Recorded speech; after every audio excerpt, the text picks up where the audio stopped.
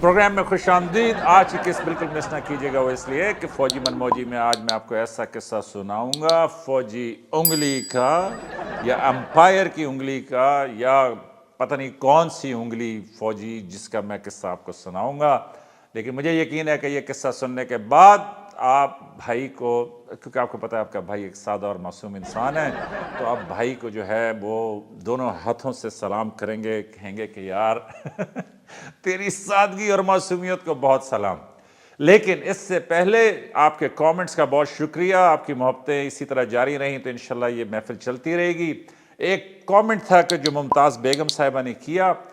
آپ کے لیے وہ ریکارڈڈ کامنٹ ہوگا، لیکن آپ کے سادہ اور معصوم بھائی نے کہا کہ اپنے پیارے سے پروڈیوسر کو میں یہ لائیو سناؤں گا، تو ان کے لیے لائیو ہے۔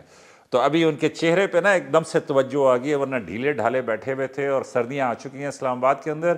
تو تھوڑی سی انہوں نے نا وہ ہڈ شڈ بھی پہنی ہوئی ہے، ہیں ذرا فنکی سے۔ تو ممتاز بیگم صاحبہ کا کامنٹ یہ تھا کہ فوجی من موجی بہت اچھا سلسلہ شروع کیا ہے، لیکن جو بھی ویڈیو بناؤ تو اپلوڈ کرنے سے پہلے لافٹر دیکھیں یا سنیں، بہت ہی غلط ایڈجسٹ کرتے ہیں جو بھی کرتے ہیں۔ واہ ممتاز بیگم صاحبہ، آپ کا کامنٹ میں اس کو فریم کرا کے انشاءاللہ اپنے ساتھ دیوار پہ لگاؤں گا، تاکہ جب بھی پروڈیوسر صاحب آئیں تو میں ان کو بتاؤں کہ لافٹر کہاں پہ لگانی ہے۔ لیکن یہ اس طرح کے تعمیری کامنٹس کا بہت شکریہ۔ تو اینی ویز آتے ہیں آج کے قصے کی طرف، فوجی انگلی۔ تو دیکھیں جی، فوجی انگلی، امپائر کی انگلی، آپ نے یہ الفاظ مجھ سے بہتر سنے ہوئے ہیں، اس کا کانٹیکسٹ کا بھی آپ کو پتہ ہے، لیکن آپ کے سادہ اور معصوم بھائی کی کہانی یہ ہے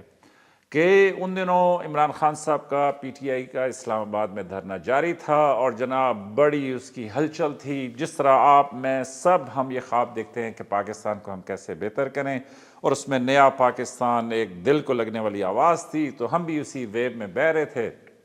تو ہوا یوں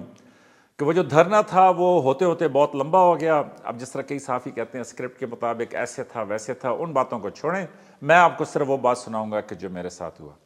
تو ہوا یہ کہ میں نے کچھ مطلب میڈیا سے بھی میرا تعلق اس لحاظ سے بنا تھا کہ میں نے پی ٹی وی نیوز کے اوپر کچھ کرنٹ افیئرس کے پروگرام کیے تھے، تو وہیں پہ ایک ہیں ڈاکٹر معید پیرزادہ، تو ان سے میری سلام دعا تھی، یا جس طرح وہ ادبی زبان میں کہتے ہیں کہ یاد اللہ تھی۔ تو ہوا یوں کہ دھرنا جو ہے وہ کافی لمبا ہو گیا، اور ہوتے ہوتے یہ ہوا کہ دھرنے کے باہر نا جو خان صاحب کا کنٹینر ہوتا تھا اس کے بعد بس 10-12 لوگ رہ جاتے تھے، اور پھر سردیاں بھی آ گئیں، اور پھر تھوڑی بارشیں بھی شروع ہو گئیں۔ تو انہی دنوں میں ایک دن کنٹینر کے سامنے کھڑا ہوا تھا، ہلکی سی بارش تھی، تو میں وہاں پہ نا اپنے جذبے کے ساتھ کہ جی نیا پاکستان بنائیں گے، تو آپ کا سادہ اور معصوم بھائی وہاں پہ پہنچا ہوا تھا۔ تو اس سے پہلے معید صاحب سے، ڈاکٹر معید سے میری تھوڑی ڈسکشن ہوئی تھی کچھ نئے آئیڈیاز کے بارے میں، کہ بھئی کس طریقے سے پروٹیسٹ کو جاندار بنایا جا سکتا ہے اور سب اس میں پارٹیسپیٹ کر سکتے ہیں۔ کچھ انوویٹو آئیڈیاز تھے آپ کے بھائی کے۔ تو ہوا یوں کہ معید صاحب وہاں پہ آئے، انہوں نے مجھے دیکھا تو انہوں نے کہا تم کدھر؟ میں نے کہا کہ میں تو ویسے یہ دھرنے پہ آیا ہوا تھا۔ تو انہوں نے کہا چلو یار کنٹینر کے اندر آج تمہیں لے کے جاتا ہوں۔ میں نے کہا جی زبردست۔ انہوں نے کہا خان صاحب سے ملاقات کراتے ہیں۔ میں نے کہا جی کمال۔ جناب ہم کنٹینر میں جو ان کی سیکیورٹی وغیرہ تھی وہاں پہنچ گئے، ڈاکٹر معید نے اپنا تعارف کرایا،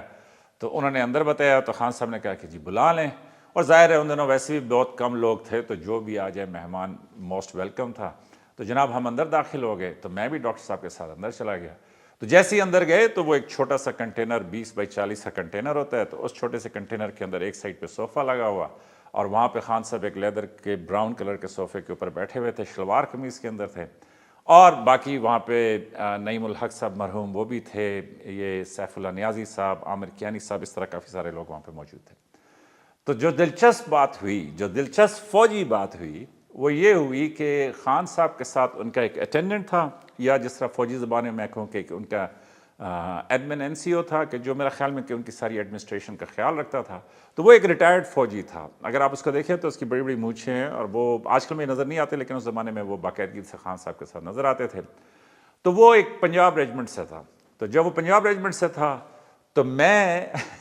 اس نے مجھے دیکھا، تو اس نے مجھے کہا سر آپ، میں نے کہا کہ میں نہیں پہچانا۔ اس نے کہا سر آپ وہ حنیف صاحب کے ساتھ آتے تھے یونٹ کے اندر؟ میں نے کہا اچھا۔ اس نے کہا سر میری وہ 38 پنجاب۔ میں نے کہا واہ تم کدھر؟ اس نے کہا میں خان صاحب کے ساتھ۔ میں نے کہا very good.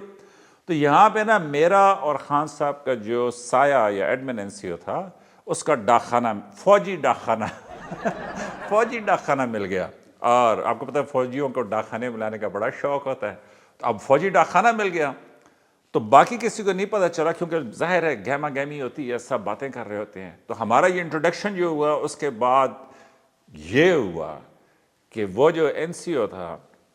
Naan commission officer کہتے ہیں این سی او کو، تو اس این سی او نے نا مجھے خان صاحب کے ساتھ والی سیٹ دی کہ سر تسی ایتھے بہو۔ تو جو مجھے لانے والا تھا وہ چوتھی سیٹ کے اوپر تھا، اور آپ کا بھائی کہ جو کسی کے ساتھ انٹری کر، سادہ اور معصوم بھائی جو کسی کے ساتھ انٹری کر کے اندر پہنچا تھا، وہ خان صاحب کے برابر والی سیٹ میں بیٹھ گیا۔ تو جناب وہاں پہ گپے شپے لگ رہی، کیا حال ہیں، کیا ہو رہا ہے، مطلب حکومت یہ تو وہ، تو اس طرح کی باتیں ساری چل رہی تھیں۔ تو اس میں جو ہوا وہ یہ کہ کیا کہتے ہیں اس کو، ڈاکٹر معید نے کہا کہ یہ رضا کے پاس سر بڑے زبردست آئیڈیاز ہیں، تو آپ یہ سنیں ان کا آئیڈیا کہ کس طریقے سے۔ تو میں نے وہاں پہ خان صاحب کو یہ کہا کہ دیکھیں سر، میرے خیال میں یہ ہے کہ اس دھرنے پہ آنا بڑا مشکل کام ہے، اور آپ کی دھرنے کی کامیابی کے لیے ضروری ہے کہ لوگوں کی پارٹیسپیشن اور ان کی سپورٹ آپ کے ساتھ ظاہر ہو۔ تو کوشش کچھ ایسی کرنی چاہیے کہ کوئی نیا طریقہ ہو احتجاج کا، کوئی نیا سٹائل ہو احتجاج کا۔ تو خان صاحب نے کہا کہ بتائیں، تو میں نے کہا کہ سر جس طرح ارتھ آور ہوتا ہے، اگر آپ نے سنا ہو ارتھ آور کے جو سالانہ منایا جاتا ہے، اور اس میں وہ یہ کرتے ہیں کہ وہ آپ سے کہتے ہیں کہ جی 10 منٹ کے لیے یا 1 گھنٹے کے لیے آپ اپنے گھر کی تمام لائٹس بند کریں، پوری دنیا میں مل کے یہ ایکٹیویٹی ہوتی ہے، وہ اس لیے کہ تاکہ تھوڑی سی یہ جو کلائمیٹ چینج ہے، کہ جو ماحولیات بدل رہے ہیں، یہ جو صاف توانائی پہ ہم جانا چاہتے ہیں اور یہ سب کچھ، تو اس کے بارے میں تھوڑی آگاہی بڑھے۔ تو میں نے کہا سر ہم اس طرح کا ارتھ آور کیوں نہیں مناتے کہ جس میں آپ ایک فوجی ٹائم کے مطابق سب کو کہیں کہ جی میری گھڑی پہ اس وقت 8 بجے ہیں، سارا پاکستان میرے ساتھ اپنی گھڑیاں ملا لے، اور کل رات کو 8 بجے آپ 10 منٹ کے لیے اپنے گھر کی ساری لائٹیں آف کریں، تاکہ جناب پوری حکومت کو اور تمام جو باقی دیگر لوگ ہیں ان کو یہ پیغام جائے کہ اس وقت عوام کیا سوچ رہی ہے، کون سے ہمارے ایشوز ہیں، کن چیزوں پہ ہم بہتری چاہتے ہیں، یا ہم نیا پاکستان بنانا چاہتے ہیں، جو بھی۔ تو مجھے اچھی طرح یاد ہے کہ اس پہ خان صاحب نے کہا کہ یہ زبردست آئیڈیا، لیکن اگر لوگوں نے لائٹیں بند نہ کی تو اس پہ مجھے یاد ہے کہ عامر کیانی صاحب سامنے بیٹھے ہوئے تھے، تو انہوں نے کہا کہ سر ادھر کیڑی وڈی گل ہے، گریڈ اسٹیشن تو ہی بند کر دیں گے۔ تو خان صاحب نے کہا کیا مطلب؟ اس نے کہا سر تربیلا تے ساڑھے کول ہے نا خیبر پختونخوا، تو اس کے اوپر ایک کہکا لگا، ہا ہا ہا۔ اور انہوں نے کہا ہاں یار یہ زبردست آئیڈیا، گریڈ اسٹیشن سے ہی بند کر دیں گے، پھر پتہ چل جائے گا نواز شریف کو کہ جناب لوگ کیا سوچتے ہیں، اور یہ تو بہرحال اس طرح کی پولیٹیکل گپیں ذرا لگ رہی، اور اس کے اندر آپ کے بھائی نے 2-4 آئیڈیاز پھینکے۔ لیکن اس میں جو مزے کی بات ہوئی وہ یہ ہوئی کہ میں نے آپ کو بتایا کہ میرا فوجی ڈاک خانہ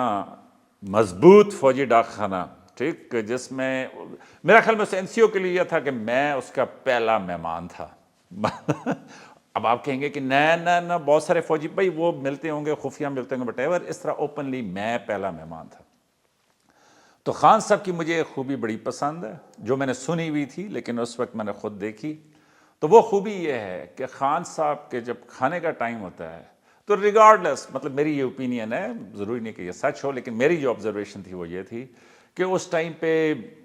میرے حساب سے کوئی وزیر اعظم آ جائے، کوئی صدر آ جائے کسی ملک کا، خان صاحب نے روٹی کے ٹائم پہ روٹی کھانی ہے، ٹھیک، تو یہ مجھے ان کی خوبی ذاتی طور پہ پسند ہے۔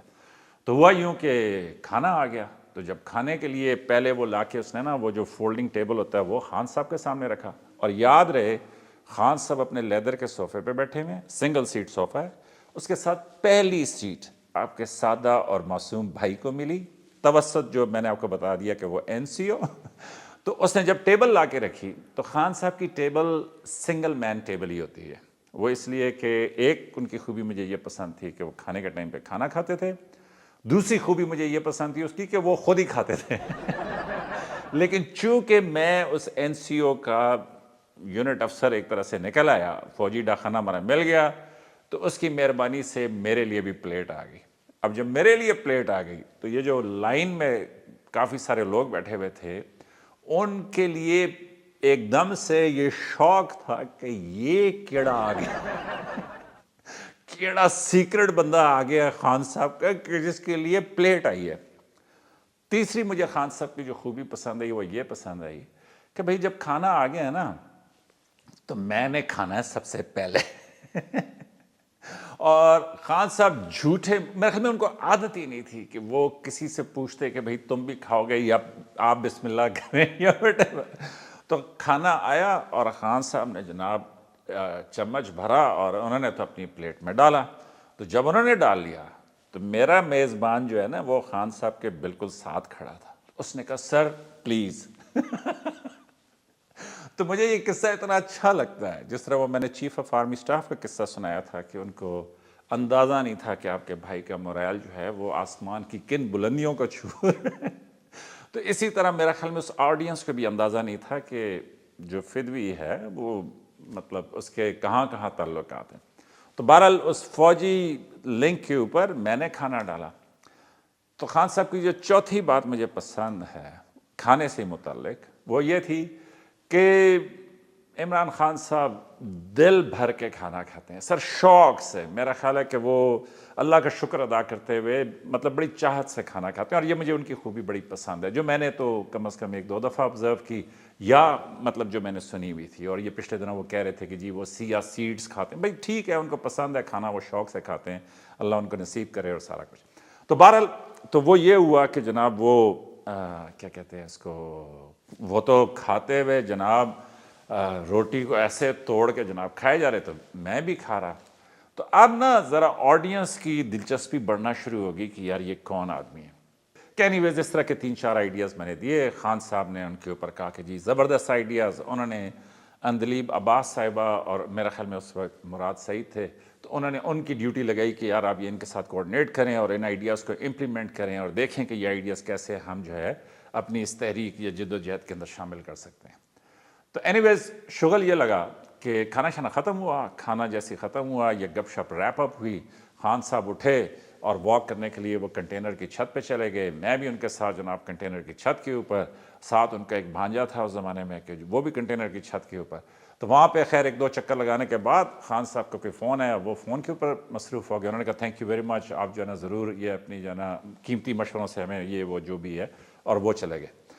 تو مجھے یاد ہے کہ نعیم الحق صاحب میرے پاس آئے، تو نعیم الحق صاحب نے مجھے کہا کیسے ہیں آپ، خیریت سے، اللہ تعالیٰ ان کو جنت نصیب کرے، فوت ہو چکے ہیں۔ تو انہوں نے مجھے کہا کہ آپ کہاں سے آئے ہیں؟ انگلینڈ سے آئے ہیں؟ تو میں نے کہا نہیں سر میں انگلینڈ سے نہیں آیا۔ تو انہوں نے کہا یو ایس اے سے؟ میں نے کہا نہیں سر میں یو ایس اے سے بھی نہیں آیا۔ انہوں نے کہا آپ وہ سیکرٹ ڈونر ہیں؟ میں نے کہا نہیں سر کیڑا سیکرٹ ڈونر؟ انہوں نے کہا یہ مطلب جو آپ یہ سارے دھرنے کو سپانسر کر رہے ہیں کیونکہ آپ کی ماشاءاللہ خان صاحب کے ساتھ بڑی قربت۔ تو میں نے ان کو کہا کہ نہیں سر میں تو جو ہے نا یہ اسلام آباد میں E11 سے آیا ہوں۔ انہوں نے کہا کیڑا E11؟ میں نے کہا یہ جو سیکٹر E11۔ تو انہوں نے کہا اندر کیسے؟ میں نے کہا سر یہ مطلب ڈاکٹر معید جو ہیں یہ اندر آ رہے تھے تو میں تو ان کے ساتھ اندر آیا۔ تو انہوں نے کہا آپ نے تو کھانا شانا؟ میں نے کہا سر بس وہ اب انہوں نے دے دیا تو میں نے کھا۔ بہرحال نعیم صاحب نے میرا نمبر لیا، آپ کے سادہ اور معصوم بھائی کا نمبر لیا، اور مجھے اچھی طرح یاد ہے انہوں نے کہا دیکھو یار میرا فون کتنا پرانا ہے۔ تو میں نے پھر نعیم صاحب کہا کہ سر میرا آپ سے آپ سے بھی پرانا ہے۔ اینی ویز سیف اللہ نیازی صاحب نے نمبر لیا، عامر کیانی صاحب نے، اندلیب عباس نے، اور جناب اس طریقے سے آپ کا بھائی جو ہے وہاں سے ملاقات کر کے تو میں ہائی اسپیرٹڈ، وہ جس طرح ہے نا اپ ٹو دا اسکائی سر، تو آپ کا بھائی وہاں سے باہر نکلا۔ تو اس میں جو میں آپ کو بات بتانا چاہ رہا تھا وہ یہ تھی کہ پہلے تو وہ سمجھے نا کہ یہ کوئی فوجی انگلی ہے یا کوئی سیکرٹ ڈونر ہے یا کوئی کور ہے یا وٹ ایور، لیکن جب ان کو تسلی ہوگی کہ ایسا کوئی معاملہ نہیں ہے اور یہ شیدہ تو اپنے زور بازو ٹھڈا کھا کے سیدھا خان صاحب کے سامنے پہنچ گیا، تو پھر دے میڈ شور کہ بھائی اگر یہ پہلی ملاقات میں کنٹینر کے اندر آ کے ایسے بول سکتا ہے اور روٹی بھی کھا سکتا ہے، اور ہم 20 سال سے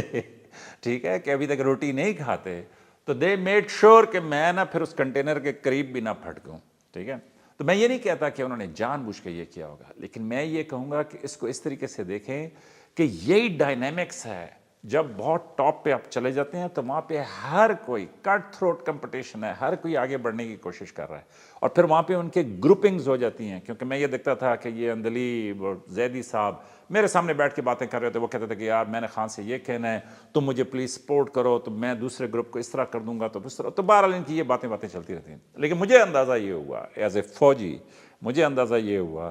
کہ میں پریپیئرڈ نہیں تھا. یہ میرا سلطان کا حرم تھا. میرا سلطان ترکی کا ایک ڈرامہ ہے، میں اس پہ لمبی تقریر نہیں کرتا، لیکن وہ آپ دیکھیں کہ کیسے محلاتی سازشیں ہوتی ہیں. تو میری غلطی تھی کہ میں اس کے لیے پریپیئرڈ نہیں تھا. تو مجھے اگر اس کی سمجھ ہوتی تو آج میں بھی شاید کہیں کوئی انگلی یا انگلا پکڑ کے جو ہے نا کہیں پہ چل رہا ہوتا. لیکن میں آپ کو یہ سمجھانا چاہتا ہوں کہ آپ کو یہ سمجھ آنی چاہیے کہ دیکھیں جو بھی سیاسی جد و جہد ہے، جو بھی سیاسی کوشش ہے وٹ ایور، اس میں یہ محلاتی سازشیں ہیں اس کے اندر. تو مجھے افسوس تب ہوتا ہے کہ جب میں آپ کے خوبصورت اور معصوم اور جوان جذبے اور آپ کے دل جو ہے وہ ٹوٹتے ہوئے دیکھتا ہوں. تو آج اس مزیدار قصے کے ساتھ میں آپ کو ایک اور کہانی سناتا ہوں. اور وہ دوسری کہانی یہ ہے کہ ایک بک ہے دا ریٹرن آف آیت اللہ، اور یہ ایک، اگر میں غلط نہیں ہوں، میں نے بہت پہلے یہ کتاب پڑھی تھی. تو یہ ایک لبنان کے رائٹر ہیں محمد ہیکل، تو انہوں نے یہ کتاب لکھی تھی. اب جو محمد ہیکل ہے ان کا تعارف یہ ہے کہ وہ شاہ آف ایران کے دوست تھے. تو جو شاہ آف ایران تھا، ان کا نام بھی رضا تھا بائی دا وے. تو جو شاہ آف ایران تھے وہ بہت پاورفل تھے. پاورفل اس لحاظ سے تھے کہ اس زمانے میں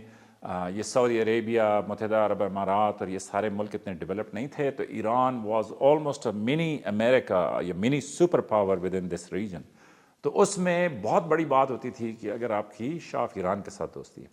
تو یہ جو محمد ہیکل ہیں یہ شاہ آف ایران کے پرسنل دوست تھے،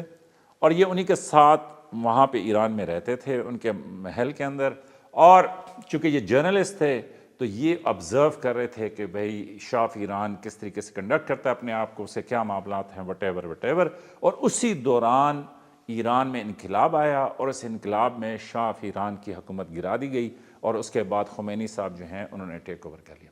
تو محمد ہیکل نے یہ کتاب لکھی دا ریٹرن آف آیت اللہ. میرے حساب سے ایک بڑی زبردست کتاب ہے، مسٹ ریڈ ہے، ضرور آپ اس کو پڑھیں. لیکن پاکستان میں جب آپ انقلاب کی باتیں کرتے ہیں تو دیکھیں اس میں ایک فوجی سبق ہے، فوجی انگلی، یا یہ جو فوج کے بارے میں آپ باتیں کرتے ہیں. تو میں اس میں سے ایک پورشن جو مجھے یاد رہ گیا اور میں نے کہا کہ میں آپ کے ساتھ شیئر کروں. تو محمد ہیکل یہ کہتا ہے کہ جی لوگ جو تھے وہ شاہ آف ایران کے خلاف مسلسل پروٹیسٹ کر رہے تھے، اور شاہ آف ایران کی جو فوج تھی وہ بڑی پریولیجڈ فوج تھی. پریولیجڈ اس لحاظ سے تھی کہ ایران ایک امیر ملک تھا، اور شاہ آف ایران نے یہ رکھا ہوا تھا کہ ایک خاص رینک سے اوپر کے جتنے بھی آفیسرز تھے وہ اتنے پریولیج تھے کہ وہ اپنی پوری سمر ویکیشنز یورپ میں گزارا کرتے تھے. وہ پیڈ ویکیشن ہوتی تھی ود فیملی کہ جو گورنمنٹ آف ایران ان کی سپانسر کرتی تھی. تو آپ اس سے اندازہ کریں کہ ان کی آرمی کتنی پریولیج تھی. تو وہ یہ کہتا ہے کہ جی جب لوگوں کے پروٹیسٹ چل رہے تھے تو اس زمانے میں خمینی صاحب جو تھے، اس زمانے میں یہ سوشل میڈیا نہیں تھا، تو وہ کیسٹس ہوتی تھیں. کیسٹس اتنی سی میگنیٹک ٹیپ ہوتی تھی، اور وہ آپ ایک ٹیپ ریکارڈر کے اندر ڈالتے تھے، اس کو پلے کرتے تھے تو وہ چلتی تھی. تو لوگ جو ہے خمینی صاحب کے جو لیکچرز ہیں، جو ان کی بات چیت ہے، وہ ان کیسٹس کے اندر ایک دوسرے کو ٹرانسفر کرتے تھے، اور لوگ وہ کیسٹ سنتے تھے. خمینی صاحب خود فرانس میں تھے کیونکہ ان کو ملک بدر کر دیا تھا شاہ آف ایران نے. تو وہ کہتے یہ ہے کہ ایک پروٹیسٹ ہوا، اور اس پروٹیسٹ کے اندر شاہ آف ایران نے آرڈر کیا کہ جی یہ جو ہجوم ہے اس کو کچل دیا جائے. اور ایران کی جو فوج ہے اس نے فائر کیا سیدھا، جس طرح وہ کہتے ہیں نا اندھی سیدھی گولیاں چلائیں. تو جب سیدھی گولیاں چلائیں تو سے فار ایگزامپل 30-35 لوگ جو ہیں اس کے اندر شہید ہو گئے یا ہلاک ہو گئے، جو بھی آپ کہنا چاہیں.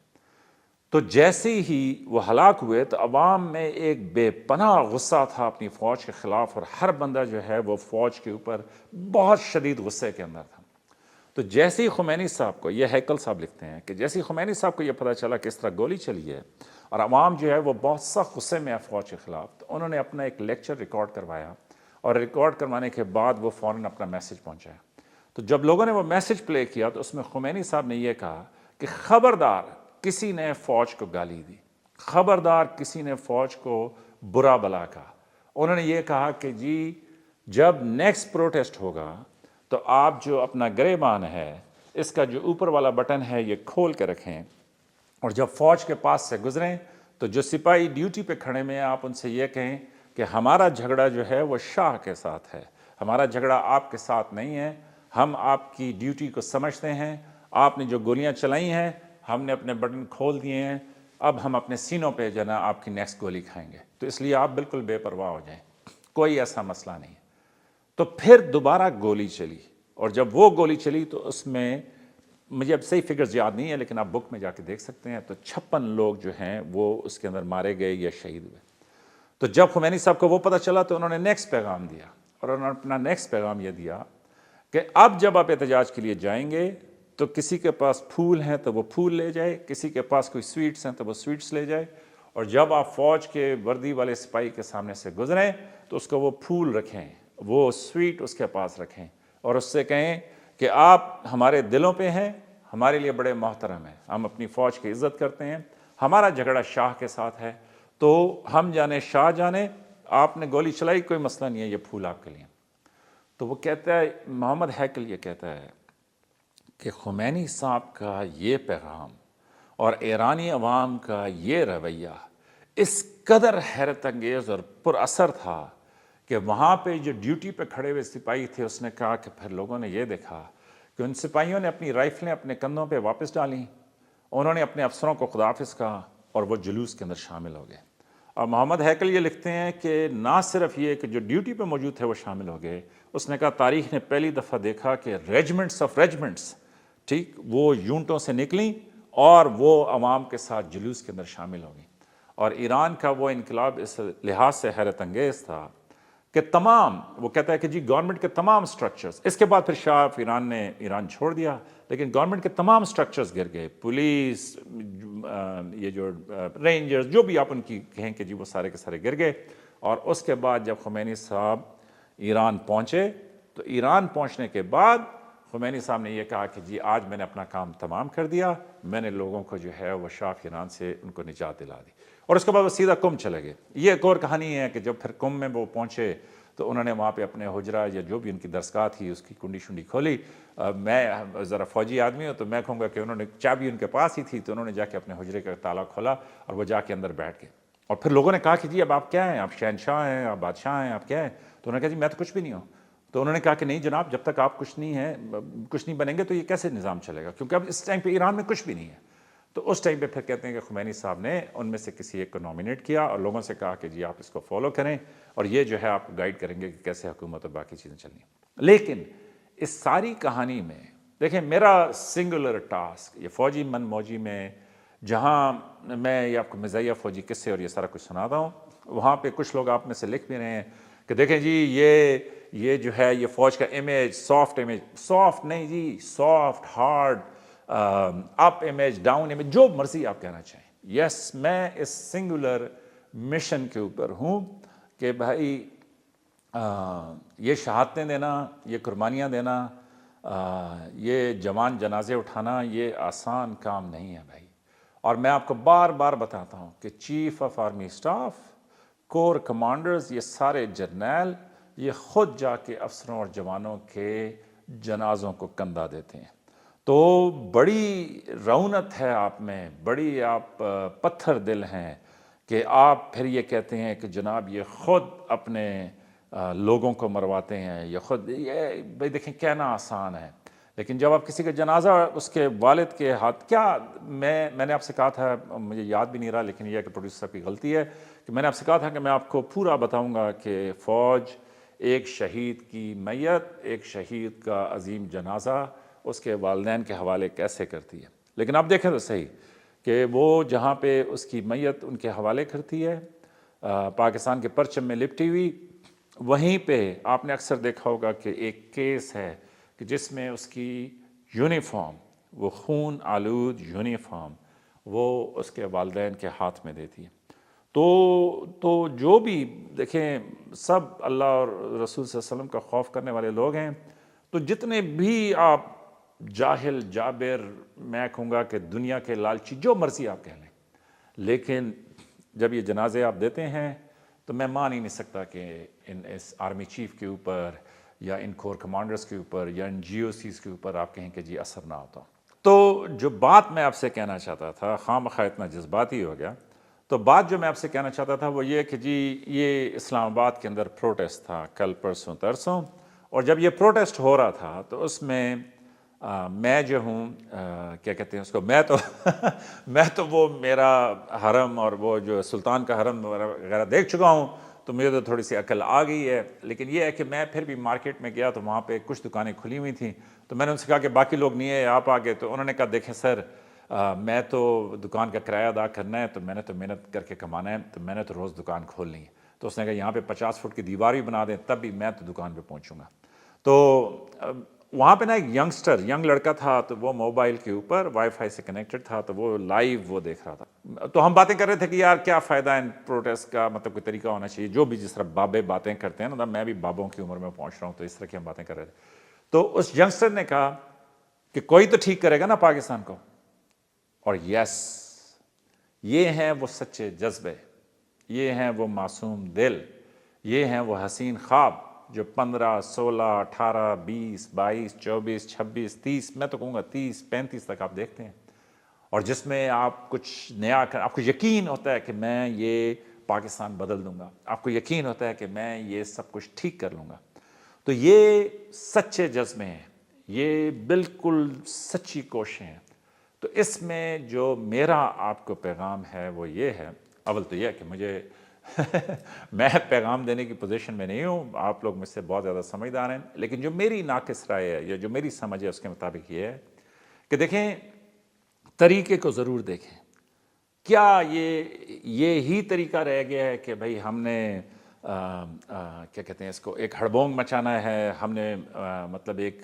جتھا بندی کرنی ہے اور ہم نے وہی پرانے طریقے سے. بھئی اگر اس طرح آپ بات کریں تو آپ کی فوج تو ابھی بھی ایک مڈل کلاس فوج ہے. یہ طاقتور ترین اندھی طاقت کے مالک، اتنے مضبوط، اور جناب یہ تو وہ، یہ chief of army staff general Syed Asim Munir یہ بھی ایک پرائمری یا ہائی اسکول کے ٹیچر کے بیٹے ہیں، ایک مڈل کلاس فیملی سے ان کا تعلق ہے. تو مڈل کلاس آپ کی فوج ہے. یہ دوسری طرف دیکھیں کہ جنرل عاصم منیر اتنے طاقتور، اتنا سب کچھ، لیکن وہ تو اپنے بھائی کو گورنر نہیں لگا سکتے، بھائی کو یا تیسرے بھائی کو یا بیٹے کو چیف آف آرمی سٹاف نہیں بنا سکتے. وہ تو پھر کسی نہ کسی مڈل کلاس کا بیٹا ہوگا جو اپنی محنت کے اوپر جا کے چیف آف آرمی سٹاف بنے گا. لیکن دوسری طرف یہ دیکھیں کہ مطلب اتنے بڑے سیاسی نعرے، لیکن آپ اپنی حکومت جو ہے بھائی بہن بیٹی بیٹا بھتیجے کے علاوہ شیئر ہی نہیں کر سکتے کسی کے ساتھ، چاہے اے پارٹی ہے، بی پارٹی ہے، سی پارٹی ہے، ڈی پارٹی ہے، اور وہی لیڈر ہیں باپ کے بعد. ایسے لگتا ہے جیسے وراثت کے اندر جو ہے نا یہ پارٹی چلتی ہوئی آ رہی ہے، اور نعرے اور باتیں اور انقلاب اور سوچیں اتنی اونچی. اور دوسری طرف یہ دیکھیں کہ یہ جو صاف چلی شفاف چلی، یہ بھی تو اب بن گئی ہے نا وہی پارٹی کے خاندان کے اندر. تو سمجھنے کی کوشش کریں. تو یہ جو سیاست ہے، یہ جو ساری، میں یہ نہیں کہہ رہا کہ برا کر رہے ہیں، وہ سب اپنے اچھے مشن کے اوپر ہیں، سب کہیں نہ کہیں ترقی کرانا چاہتے ہیں، سب عوام کی بھلائی کرنا چاہتے ہیں. لیکن جو آپ جیسے نوجوان اور میری طرح کے سادہ اور معصوم ہیں، ان کو یہ بتانا ضروری ہے کہ دیکھیں، سمجھیں، آپ سوچیں اور اندھوں کی طرح تقلید نہ کریں. کویشچن کریں، کہیں کہ جناب کیسے، کیا پلان ہے، کہاں پہ جانا ہے، کیا کرنا ہے، اچیو کیا کریں گے، کیا اور کوئی بہتر طریقہ نہیں ہے یہ بات چیت کرنے کا. اور میں کیوں فوج کو گالی دوں، میں کیوں فوج کے خلاف بات کروں. میرے ملک کی فوج ہے، میرے پیسوں کے یہ ادارے ہیں.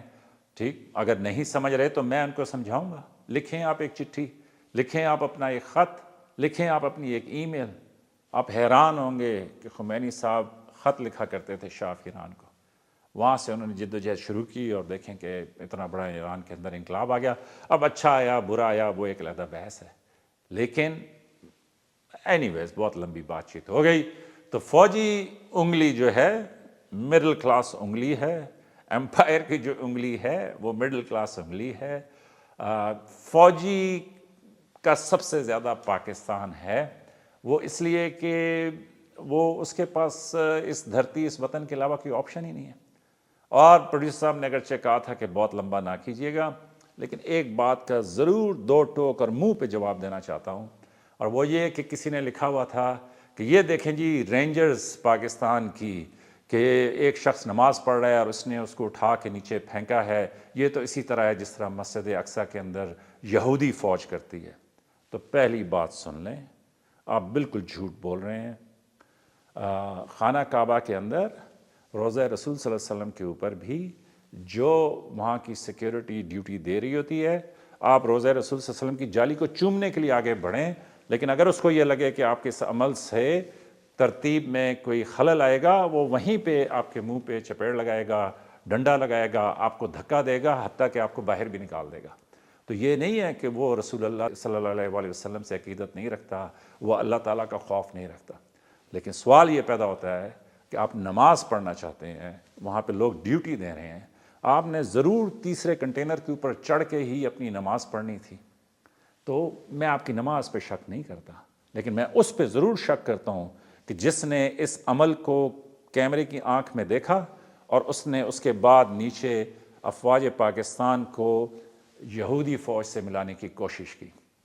دوسری بات سن لیں، حضور صلی اللہ علیہ وآلہ وسلم کی حدیث ہے کہ کسی بھی شخص نے اسلامی ملک کی سرحد کے اوپر ایک رات کے لیے پہرا دیا تو اس کی تمام زندگی کے گناہ جو ہیں وہ معاف۔ تو سمجھنے کی کوشش کریں کہ رسول خدا صلی اللہ علیہ وآلہ وسلم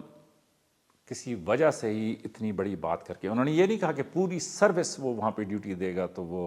وہ امر ہوگا یا وہ پار ہوگا، صرف ایک رات کی انہوں نے بات کی۔ تو بات یہ ہے کہ یس، غلطیاں ضرور ہیں، افواج پاکستان میں بھی بہت سارے لوگوں نے غلطیاں کی ہیں، وہ اپنے کیے کے ذمہ دار ہیں، اور یس کہ قانون یا آئین یا جو بھی چیز ہے عدالت وہ اس کو ان کے انجام تک پہنچائے، اور اس کے لیے ہم سب کو کوشش کرنی چاہیے۔ لیکن دوسری طرف آپ کی فوج، میرے خیال میں بہت لمبی بات چیت کر چکا ہوں، اتنا لمبا میں پروگرام کرتا نہیں ہوں، تو آپ کی فوج آپ کی اپنی فوج ہے اور فوج کا یہ اپنا ملک ہے، تو دونوں نے مل کے طے کرنا ہے کہ انہوں نے کیسے آگے بڑھنا ہے۔ لیکن جہاں تک مجھے ذاتی طور پہ پتہ ہے، یہ ایک مڈل کلاس فوج ہے، آپ جیسے میرے جیسے، اور یقین کریں کہ جی ڈیوٹی، وہ کسی نے لکھا تھا کہ جی وہ میرے قصے کے اوپر کہ 25 سال پہلے یہ مزے تھے، سچ کہہ رہے ہیں۔ پہلے بڑی ہلکی پھلکی بڑی سوکھی نوکری تھی فوج کی، ہمارے وقتوں میں بھی سخت ہو گئی تھی، لیکن ابھی تو بہت بھاری اور بڑی مشکل نوکری ہے۔ اور ابھی سب سے بڑی جو فوج کو، جو میرا خیال میں کسی فوجی کو تنگ کرنے کے لیے سب سے بڑی چیز ہے، وہ یہ ہے کہ اس طرح کی فضولیات جو ہیں وہ لوگ لکھتے رہیں اور اس کی سچی نیک نیتی کی ڈیوٹی کے اوپر جو ہے نا آپ شک کریں۔ تو فوج کو فوج ہی رہنے دیں، اس کو اپنے معاملات میں نہ گھسیٹیں۔ لیکن اتنی سیریس باتوں کے بیچ میں کسی نے فرمائش کی تھی کہ این سی بی کا قصہ بھی سنائیے گا، تو یس، اگلی قسطوں میں آپ کو وہ قصے سناؤں گا۔ ابھی فی الوقت آپ آج کی باتیں انجوائے کریں، تو آپ کے ساتھ یہ ہنستا مسکراتا سفر ہمارا چلتا رہے گا۔ یہ ساری قسطیں آپ کے سامنے ہیں، اور فیضان کی طرح بار بار 4 دفعہ خود ہی نہ دیکھتے رہیں۔ اللہ کے بندو، شیئر کیا کرو، ایک دوسرے کو بھیجا کرو، یہ بھی تحفے ہیں جو تم ایک دوسرے کو دے سکتے ہو۔ تو اپنا خیال رکھیے گا، ملتے ہیں اگلی قسط میں فوجی من موجی کے ساتھ۔